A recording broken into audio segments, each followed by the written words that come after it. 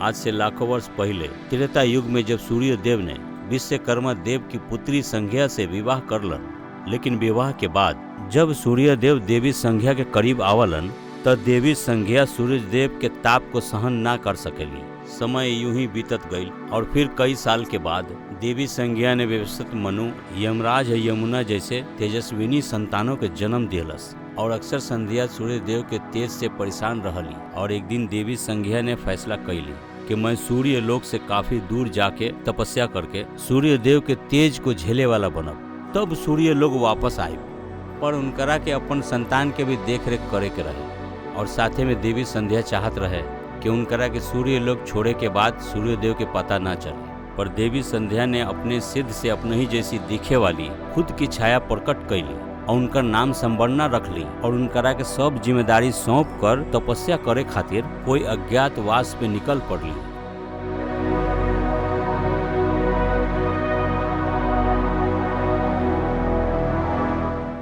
ओकरा बाद जब भी सूर्य देव अपने पत्नी के करीब आवत रहलन, उनकर तेज देवी संवरना यानी कि देवी छाया के उनकर तेज के कोनो असर ना होत रहे। दोनों आदमी मिलन के खूब आनंद उठावत रहलन। सूर्य देव देवी छाया के ही अपन पत्नी समझत रहलन और समय यूं ही बीतत चल गई। फिर धीरे धीरे व्यवस्थित मनु, यमराज और यमुना भी बड़ा हो गईलन, जिनकरा के सूर्य देव ने उनकर काबिलियत के अनुसार उनको अपना अपना कार्यभार सौंप दिहलन और खुद भी अपने देवी छाया को बहुत धुतकरलन। सूर्य देव कहलन कि इस शिशु में उनकर कोनो गुण नहीं खे, न उनकर तरह तेज न उनकर तरह स्वस्थ, बस जाए के कहलन। यही बीच देवी संज्ञा पृथ्वी से सूर्य देव के तेज झेलने योग्य बनकर सूर्य लोग वापस चल आवे और फिर उनकर पीठ पीछे होवे वाला सब करतूत के पता चल गई।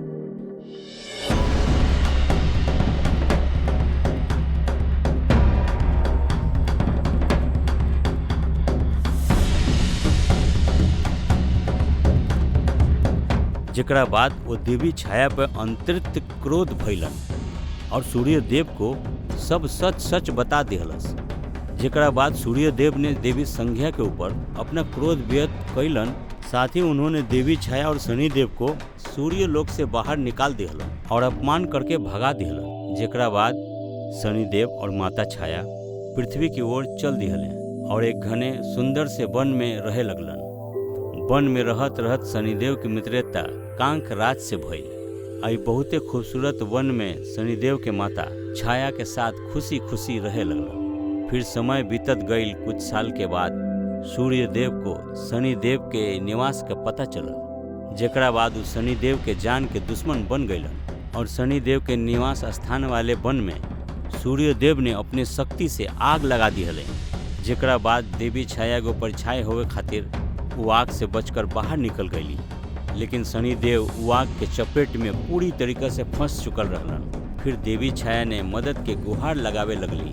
अचानक कांकराज ने वजिया आकर शनिदेव के अपने पंजों में जकड़ के और काफी दूर अपन कांक लोग ले गईलन। और फिर कांक लोग में आवे के बाद कांकराज ने शनिदेव को अपन माता से मिलवाईलन। कांकराज की माता ने शनिदेव को कांक लोग में ही रहे के बोलस, जेकरा पर शनिदेव ने इच्छा जतैल। कांकराज की माता ने अपन पुत्र नाहित लाड प्यार से इनकरा के रख ले। फिर ऐसने समय बीतत गई और एक दिन ये बात इंद्रदेव के पता चलल। जेकरा बाद शनिदेव और कांकराज के अनुपस्थिति में इंद्रदेव ने कांक लोक पर हमला कर दियलस। जेकरा बाद सब समेत कांकराज के माता के मृत्यु भ गई। और जब ये बात शनिदेव और कांकराज के पता चलल तो भीतर से क्रोधित हो गईलन और शनिदेव आग बगुला भ गईलन और अपन ताकत के जगह के उस ताकत के कुछ हिस्सा कांकराज के दिहलन और उनकरा पर सवार होकर स्वर्ग लोक के तरफ गईलन। और ये स्वर्ग लोक पे इंद्रदेव समेत सभी देवता नित्य और सोमरस के आनंद उठावत रहलन कि तभी उन्हें दूर से बेहद जोरदार गरजते हुए तेज वीरगति से सामने आवत रहे काल के समान कांक और पर सवार शनि नजर आया। जेकरा के देख स्वर्ग लोक में भगदड़ मच गई और देवता युद्ध के लिए अस्त्र शस्त्र लेके तैयार हो गईलन। लेकिन शनिदेव स्वर्ग पे कदम रखते ही अपन तिरछी नजर से देवताओं के पहले ही शक्तिहीन बना दिहलन। फिर अपन आँख के तेज रोशनी से उनकरा ऊपर प्रहार कैलन, उनकरा के जमीन पर गिरा दिलस। इंद्रदेव समेत सब देवता इतना कमजोर हो गए रहे कि अपन अस्त्र शस्त्र के उठावे में भी नाकाम रहे। फिर शनिदेव ने उनकरे अस्त्र शस्त्र से उनकरे के बुरा तरीके से घायल करे शुरू कर देलन, जेकरा बाद स्वर्ग से सभी देवताओं के भागे के पड़ल। इंद्रदेव समेत सभी देवताओं ने शनिदेव के भय से कहीं दूर जाके सूर्यदेव के याद कैलन और सब सूर्यदेव से शनिदेव के जला के भस्म करे खातिर विनती करे लगलन। ओकरा बाद स्वर्ग लोक में सूर्यदेव के आगमन भइल और सूर्यदेव ने शनिदेव के रोके खातिर आगमन कैलन, जेकरा पर शनिदेव ने साफ इनकार कर दिया है। फिर सूर्यदेव ने शनिदेव के ऊपर अपन घातन किरणों से प्रहार कर दिया है, जेकरा के शनिदेव ने बीच में ही अपन आंखों के भयंकर ऊर्जा से तबाह कर दिहले और साथे सूर्यदेव के ऊपर अपन कुदृष्टि भी डाल दिहले, जेकरा से सूर्यदेव एकदम ठंडा और काला पड़ गईल, जेकरा फलस्वरूप पूरे आकाश की गंगा स्वरूप हो गई और हर जगह सिर्फ अंधेरा ही अंधेरा हो गई, जेकरा बाद सूर्यदेव के भी स्वर्ग छोड़ के भागे के पड़ल। फिर सभी देवता अपन वचन खुचल शक्तियों के इस्तेमाल कर कैसनो कैलाश पर्वत पहुँचलन और महादेव के सम्मुख सब बात बताकर रो पड़लन, जेकरा बाद सभी देवताओं को महादेव ने उनकर करतूत खातिर फटकार लगैलन और फिर स्वर्ग समेत देवताओं को शक्ति के वापस दिलावे खातिर वादा कैलन।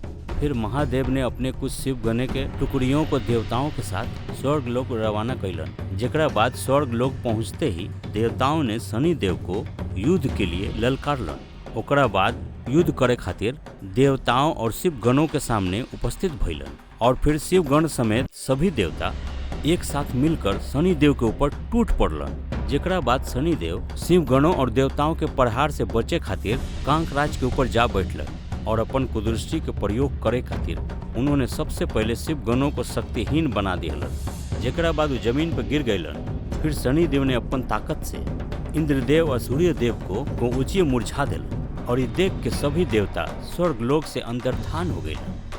फिर शनिदेव ने इंद्रदेव से देवराज से राज मुकुट छीन कर अपने पास रख लिया और फिर इंद्रदेव समेत सूर्यदेव को अपना बंदी बनाकर बंदी गृह में डाल दिया।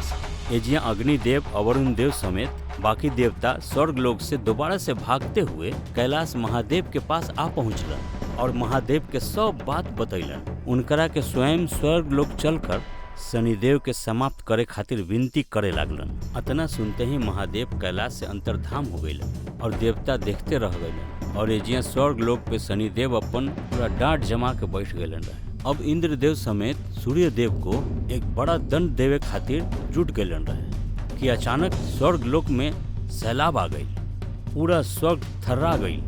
फिर आगमन भइल देवों के देव महादेव के, जेकरा बाद महादेव ने शनिदेव के रोके के आदेश कैलन, पर शनिदेव ने अपन सिर झुकावले ही इनकार कर दिलन। फिर महादेव ने शनिदेव के युद्ध करे खातिर कहलन, जेकरा बाद शनिदेव अपन सम्मुख इतनी बड़ी शक्ति देख के घबरा गईलन और जल्दीबाजी कर दिलन।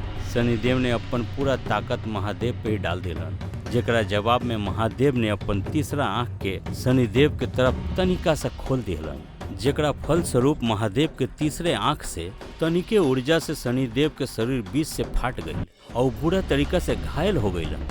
फिर वो काफी तेज झटका से पृथ्वी की तरफ गिरत चल गईले। शनिदेव के मूर्छित होते ही देवताओं की शक्ति वापस आ गई और एजिया महादेव के तीसरी आंख से निकलल तनिके ऊर्जा में इतना ताकत रहे कि शनिदेव स्वर्ग से नीचे की तरफ गिरत रहे और पृथ्वी पे पहुंच गईलन।